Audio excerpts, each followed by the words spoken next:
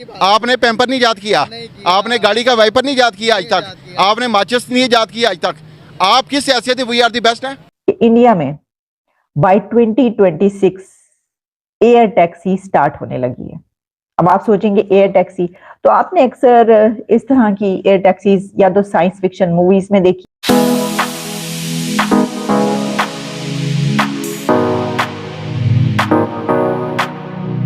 2026 का टारगेट रखा गया है। ये बोला गया है कि 2026 में इलेक्ट्रिक एयर टैक्सीज चला दी जाएंगी, लॉन्च कर दी जाएंगी पूरे के पूरे भारत के अंदर। साइंस एंड टेक्नोलॉजी में ऑलरेडी भारत बहुत अपने कदम जमा चुका है। मेड इन भारत की टेक्नोलॉजीज पूरे भारत में इस वक्त राज कर रहे हैं। श्रीलंका का देखिए शहरी को वजीराबाद में एक प्राइवेट फैक्ट्री के अंदर जिंदा जला दिया गया।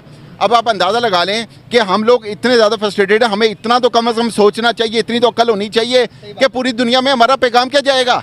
हमने तो मजहब के नाम पे उसको मार दिया, लेकिन पूरी के अंदर पूरी बस्ती जला दी। जड़ावाला के अंदर हमने 25 चर्चों को आग लगा दी। और इससे जी 90 मिनट्स का जो डिस्टेंस है वो 7 मिनट्स में तय हो जाएगा। अब बहुत खुशी मनाई जा रही है, बहुत लोग मुबारकबाद दे रहे हैं, बहुत लोग हैरान हो रहे हैं, बहुत लोग परेशान हो रहे हैं। 4 बंदों की टैक्सी है, कौन सा मुल्क बना सकता है? ये तो सकता है, इंडिया के पास टेक्नोलॉजी है। अच्छा। मेहनत कर रहे हैं वो। अच्छा। मैशियत है उसकी, वो खर्चा भी कर सकते हैं, सब कुछ कर सकते हैं। तरक्की करता है क्या? ये जो सा हमारे ड्राइवर भाई ने बताया कि इंडियंस आप लोग बहुत खुशकिस्मत कौम हो कि आप लोगों को एक मलंग आदमी मिला है जो कि अपने मुल्क के लिए काम करता है। क्या ये आदमी सही बोल रहा है? देखिए, मैंने आपको कुछ रीजन बताई हैं कामयाबी की। सबसे बड़ी रिलीजियस एक्सट्रीमिज्म है पाकिस्तान, जिसकी वजह से कामयाब नहीं। और दूसरी वजह ये है कि हमारे यहाँ पे करप्शन बहुत ज़्यादा है। ये दूसरा पहलू मैं आपको बता रहा हूँ। करप्शन एक इतना बड़ा नासूर बन चुका है, आप अंदाज़ा लगा लें कि हमारे लीडरशिप से लेकर नीचे तक सब करप्ट हैं। सियासतदान मुल्क को लूट रहे हैं, नोच रहे हैं, उन्होंने सब कुछ लूट के ले गए हैं। आप अंदाज़ा लगा लें कि आज से 1.5 साल पहले एक चीज़ 50 की थी, आज 100 की हो गई है। उसकी वजह ये नहीं है कि इन्होंने कर्जा उतारा है, उसकी वजह ये है इन्होंने बड़ी बड़ी कंपनी से किक बैक्स लिए हैं, कमीशनें ली हैं और कंपनियों को अथॉरिटी दे दी है कि आप 50 की चीज़ 100 की बेचो, हमारा हिस्सा यहाँ रखो, हमारी कमीशन यहाँ रखो, हमारी किक बैक यहाँ रखो। आपको खुली अथॉरिटी दी जाती है।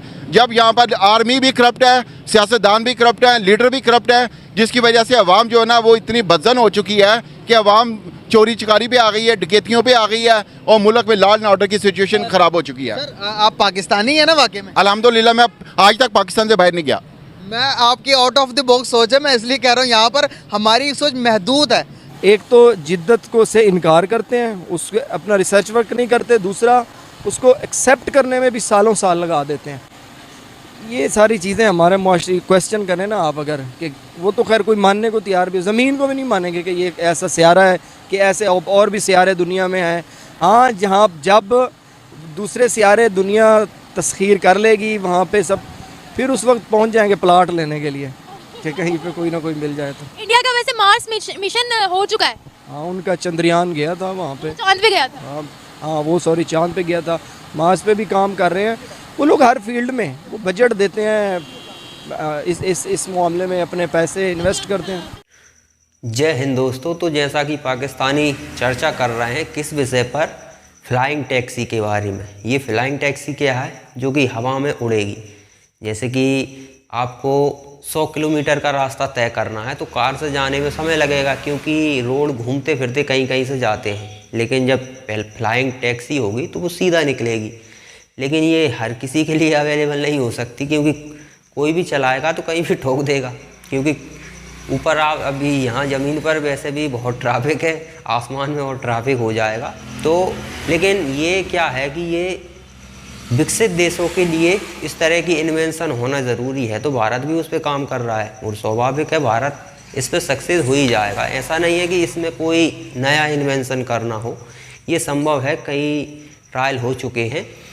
तो फ्लाइंग टैक्सी की जो प्लानिंग है वो यातायात के लिए है कि कैसे जल्दी से जल्दी कोई व्यक्ति, अब जैसे कोई व्यक्ति है 100 किलोमीटर दूर उसे जॉब करनी होती है, ट्रेन से जाएगा, प्लेन से जाएगा, प्लेन से तो खर्चा बहुत ज़्यादा होगा, ट्रेन से भी जाएगा रिजर्वेशन वगैरह कराकर, तो आने जाने में समय लगता है। ट्रेन तो कई प्लेटफॉर्म पर रुकेगी तो उससे तो काफ़ी समय वेस्ट होगा। तो वो व्यक्ति सोचता है 100 किलोमीटर दूर है तो क्यों ना वहीं पर रहा जाए। अपने घर को छोड़कर ये व्यक्ति 100 किलोमीटर दूर जाकर रहेगा तो उसे समस्याएं आती हैं। लेकिन ये फ्लाइंग टैक्सी क्या करती हैं कि ये आपको 100 किलोमीटर जहां आप 50 मिनट में पहुंच रहे हैं वहां पर आपको 100 मिनट में पहुंचा देंगी। और टैक्सी के लिए हालांकि इनके लिए स्पेशल ड्राइवरों का होना बहुत ज़रूरी है, उसके लिए प्लानिंग सरकार को करनी ज़रूरी है। तो ये भारत प्लानिंग कर रहा है, लेकिन पाकिस्तान इस पर चर्चा कर रहा है। और पाकिस्तान कोई हजम भी होने वाली बात नहीं है कि भारत इस तरह का इन्वेंशन करने जा रहा है, क्योंकि पाकिस्तान ये तो सोच ही नहीं सकता।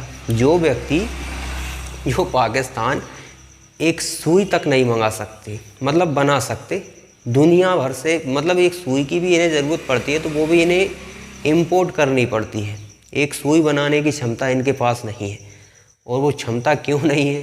वो इसलिए नहीं है कि ये अपने स्कूलों में बच्चों को क्या पढ़ाते हैं, काफिरों को ठोकना है तुम्हें, गजवाए हिंद करना है और जिहाद करना है, वो तुम्हारा फ़र्ज़ है।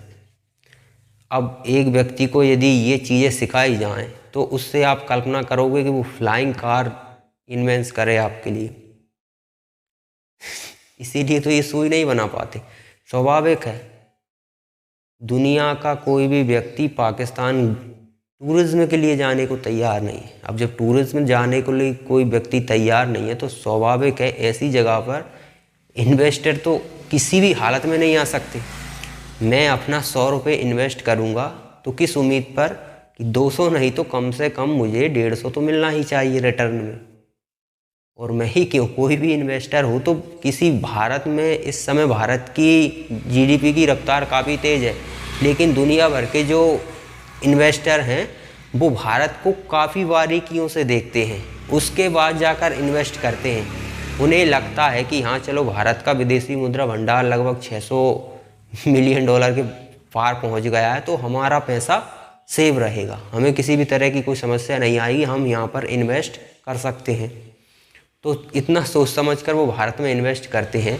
तो पाकिस्तान में तो असंभव है, कोई कल्पना भी नहीं कर सकता कि पाकिस्तान में कोई इन्वेस्ट करे। और ये कारण इसलिए है कि विदेशी कोई व्यक्ति आता है तो यदि किसी की भी खुन्नस निकालनी है धर्म के नाम पर, आप उसे निपटा देते हो। आपको वाकया याद हो श्रीलंका के उस बंदे का क्या हाल किया था इन लोगों ने। उसके बाद श्रीलंका ने एडवाइजरी जारी की थी कि अपने लोगों को वहाँ से निकलो। दुनिया के सभी लोग जो विदेशी भी थे वो निकलने लगे थे, क्योंकि इस तरह की घटनाएं जब होती हैं तो हर किसी को डर लगता है। और सभी को डर तो किसी को भी लगेगा डर तो स्वाभाविक है, कितना ही बहादुर हो चाहे कितना ही कायर हो। बस बहादुर और कायर में फ़र्क ये, कायर भाग जाता है और बहादुर डरने के बाद भी करता है। लेकिन वो भी समझदार है कि यदि यहाँ ऐसी घटना हो रही है तो तुरंत निकल जाओ। तो आपके देश में दुनिया का कोई भी व्यक्ति टूरिज्म के लिए आने के लिए तैयार नहीं है, पैसा लगाने के लिए तैयार नहीं है, खुद एक सुई आप बना नहीं पाते हो। और फिर आप, जलन तो होगी आप लोगों को जब आप फ्लाइंग कार का प्लान भारत में देखोगे। और स्वाभाविक है मोदी जी की बदौलत ये संभव हो पा रहा है, वरना क्योंकि आपका लीडर भी ईमानदार होना चाहिए। जब लीडर ईमानदार होगा तो जो टैक्स के ज़रिए सरकार के पास पैसा पहुंचता है उसका सदुपयोग हो सकता है। घोटाले नहीं करता, वो लूटता नहीं है। जैसे कि अब पाकिस्तान एग्जांपल देखी ना, इनका आर्मी जनरल जब भी रिटायर होता है पता चलता है कि उसकी तो विदेश में 10-12 बिलियन डॉलर की संपत्ति है। 10-12 बिलियन डॉलर, 100 करोड़ 200 करोड़ ऐसे घोटाले आपने यहाँ पे सुने होंगे कि कोई 100 करोड़ लेके भाग गया, कोई 1000 करोड़ लेके भाग गया, लेकिन 12-12 बिलियन डॉलर पाकिस्तान का लूट के ये लोग भाग जाते हैं। तो फिर पाकिस्तान तरक्की करेगा? असंभव है पाकिस्तान का तरक्की करना, असंभव क्या, आप कल्पना भी नहीं कर सकते। लेकिन भारत का प्लान है, क्योंकि भारत को एक ऐसा लीडर मिला है जिसका विज़न क्लियर है, खुद ईमानदार है और आसपास के लोगों को ज़बरदस्ती ईमानदार बनाए बैठा है। क्योंकि यार वो कोई ईमानदार नहीं होता, लेकिन उसके खौफ के कारण पूरी सरकार में बैठे हर एक व्यक्ति ईमानदारी से उसे काम करना ही पड़ता है। और काम भी हर मंत्रालय में भारत में आपको पता हो तो 24 घंटा होता है, 2 शिफ्टों में काम होता है। जैसे फैक्ट्रियों में होता है ना कि सुबह वाले काम करने वाले अलग हैं, रात वाले अलग हैं, लेकिन फैक्ट्री 24 घंटों चलती है। यही चलता है सभी मंत्रालयों में, काम 24 घंटे करना पड़ता है। और ये कारण है प्रधानमंत्री मोदी की बदौलत। और ऐसे ही उन्होंने जो हमारी दुनिया में अर्थव्यवस्था 10वें नंबर पर थी वो 5वीं बन गई है। और उसे तीसरी बनाने का विज़न है, यानी कि 3 दुनिया की सबसे बड़ी अर्थव्यवस्थाओं में एक भारत होगी, और वो भी ज़्यादा समय नहीं है उसके पास, कुछ ही सालों में। ये भारत का विज़न है। और प्रधानमंत्री नरेंद्र मोदी ने यदि कुछ प्लान किया होगा तभी वो बोलते हैं, वो ऐसे बोलते नहीं। उन्होंने कहा है कि 3 ट्रिलियन, मतलब जो तीसरी अर्थव्यवस्था, अभी तो हमारी इकोनॉमी लगभग 3-3.5 ट्रिलियन के आसपास है, तो उसमें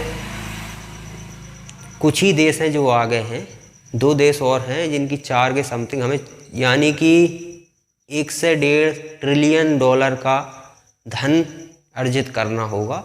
तो हम, और इसके लिए प्लान होगा भारत सरकार का बड़े लेवल पे, तभी प्रधानमंत्री नरेंद्र मोदी ने ये बात कही है। और ये तो छोटी मोटी चीज़ें हैं, ये फ्लाइंग टैक्सी वगैरह, इससे भी बड़ी बड़ी इन्वेंशन भारत में होने वाले हैं। 2024 के चुनाव के बाद आपको उसका परिणाम देखना शुरू होगा।